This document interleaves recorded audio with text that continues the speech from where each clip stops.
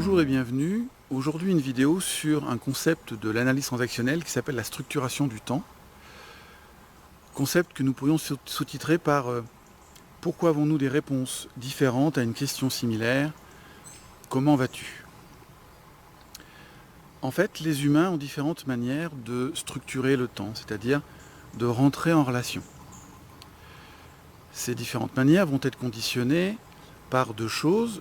La première, c'est quel est le niveau de signe de reconnaissance que je veux obtenir. Et le corollaire de ça, c'est quel est le niveau de risque que je suis prêt à prendre. Plus je recherche de la reconnaissance, plus je me mets en situation d'obtenir des signes de reconnaissance intenses, plus je prends le risque de ne pas les avoir, d'être déçu, d'être blessé, voire d'obtenir l'inverse de ce que je voulais. Et donc ces différents niveaux de la structuration du temps vont nous permettre de savoir jusqu'où je peux aller avec telle ou telle personne. C'est-à-dire que ce qui va se passer à un certain niveau va conditionner l'envie d'aller au niveau supérieur, va conditionner ce qui va se passer au niveau supérieur. Alors le tout premier niveau de la structuration du temps, c'est ce que nous appelons le retrait. Dans le retrait, je suis en retrait, c'est-à-dire je n'ai pas d'échange, d'interaction avec l'autre, et dans ce niveau de retrait, je vais en quelque sorte vivre sur mon stock de signes de reconnaissance. Probablement que dans les minutes, les heures, les jours d'avant, j'ai eu l'occasion de nourrir mon besoin de reconnaissance. Et pour l'instant, je peux vivre avec ça sans avoir besoin de davantage d'interaction. Alors quand nous parlons de retrait, ça peut être je me retire sur ma montagne, dans ma caverne, mais ça peut être aussi je suis au milieu des autres et je n'ai pas d'échange avec eux. Vous pouvez imaginer des repas d'amis ou des repas de famille où il y a une personne qui est physiquement là, mais elle n'est pas tout à fait là. Elle est en retrait.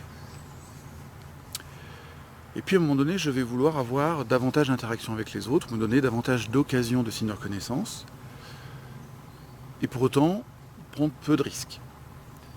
Et je vais rentrer dans une deuxième étape, qui est l'étape du rituel. Le principe d'un rituel, c'est que c'est une séquence dont le contenu est connu à l'avance.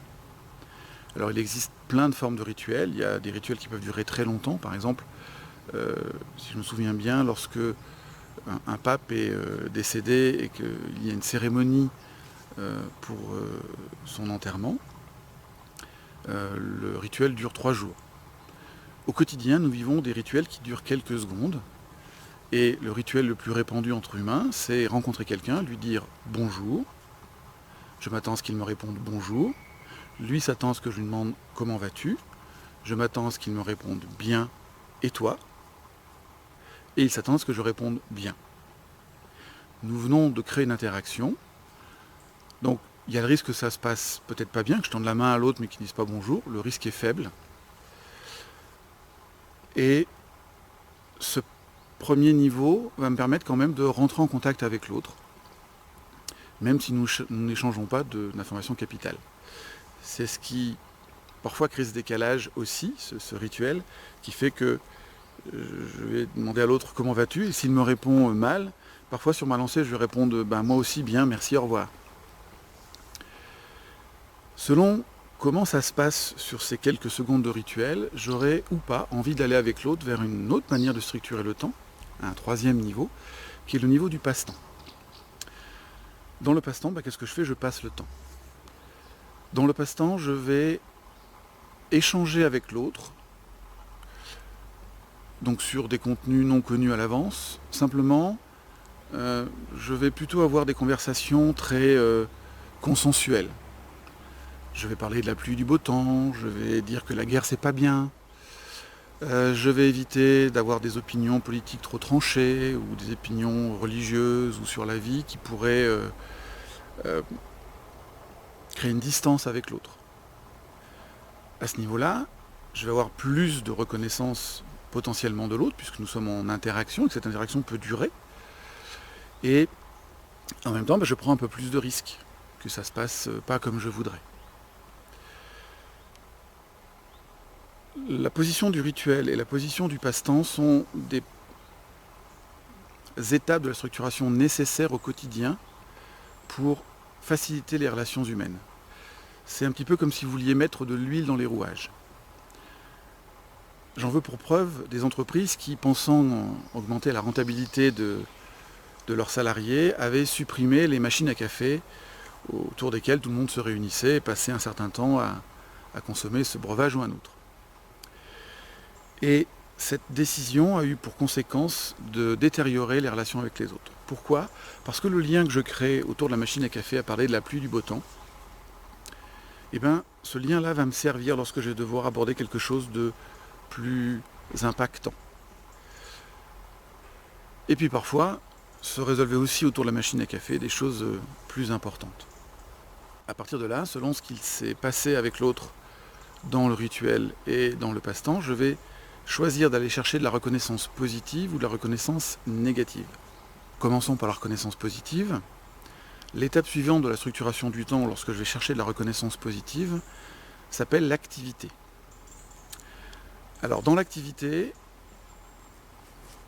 je partage un temps avec l'autre dont l'objectif est connu à l'avance. Alors, ça peut être très bien un objectif professionnel, résoudre un problème, mettre en place un planning, mais ça peut être aussi un objectif personnel, prendre du plaisir, se défouler, se détendre. Simplement, j'ai conscience de l'objectif que je poursuis dans cette séquence-là.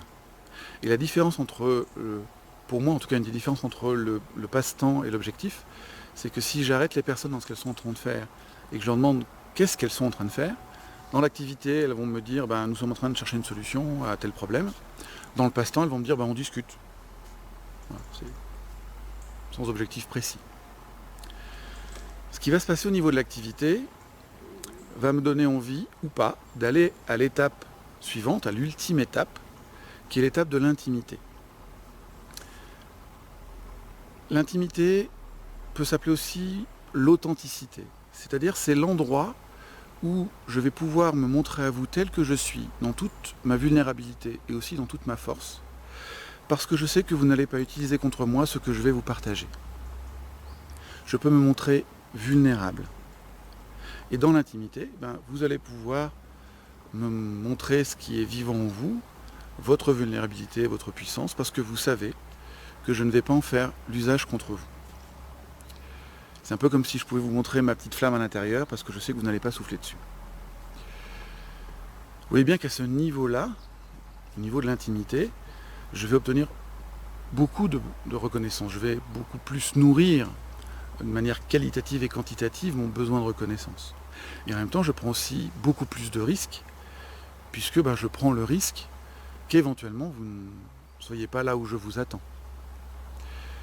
Et donc, aller vers l'intimité, c'est à la fois lié à ce qui se passe dans notre relation, mais c'est aussi lié à ce que moi j'ai pu nourrir de confiance en moi, d'estime de moi, d'amour de moi. Donc ça, c'est la branche positive de la structuration du temps. Si je n'arrive pas à obtenir de la reconnaissance positive, alors je vais chercher de la reconnaissance négative. Et je n'ai pas passé beaucoup plus de temps là-dessus, puisque c'est ce que j'ai défini dans les premières vidéos que j'ai faites il y a 2 ou 3 ans. Dans ce chemin-là, l'étape sur laquelle nous allons être, c'est l'étape des jeux psychologiques. C'est-à-dire que je vais chercher à exister, non pas pour ce qu'il y a de positif en moi ou dans ce que je produis, mais dans ce qu'il pourrait y avoir de négatif. Donc je vais plutôt être dans du sabotage, de l'auto-sabotage, dans des situations récurrentes, douloureuses, difficiles. C'est une autre manière d'obtenir la reconnaissance, sauf que cette fois, elle est négative. Alors le sous-titre de la vidéo, c'est comprendre pourquoi nous avons des réponses différentes à la même question qui est « Comment vas-tu » Vous voyez bien que selon là où moi je suis dans ces différentes étapes, et selon là où l'autre est dans ces différentes étapes, la même question « Comment vas-tu » aura des réponses différentes. Si je suis dans le rituel « Comment vas-tu » je vais bien. Si je suis dans le passe-temps, si je vais bien et que autour de moi les gens vont bien, je vais dire que je vais bien et raconter 2-3 choses qui expliquent que je vais bien. Si je suis dans un environnement où je vais bien et les autres vont pas bien, peut-être que je vais mettre moins d'emphase à partager mon bonheur. Si je suis dans la phase d'activité, je vais vous dire que je vais bien parce que je suis en train de réussir à atteindre mon objectif. Au contraire, je ne vais pas bien parce que j'ai de la difficulté à l'atteindre.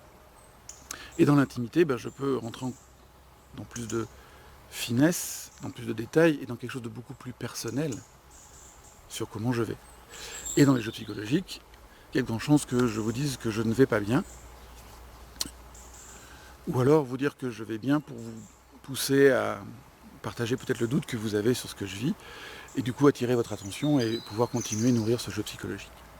Je vous invite à vous poser régulièrement la question de comment allez-vous, et au moins avec vous à vous le poser au niveau de l'intimité, et puis peut-être à ajuster le niveau de réponse que vous allez faire à l'autre lorsqu'il vous demande comment vous allez, peut-être à là où vous en êtes, mais peut-être là où il en est lui aussi, à ce qu'il peut entendre ou pas. Je vous souhaite une très belle vie, à très bientôt, au revoir.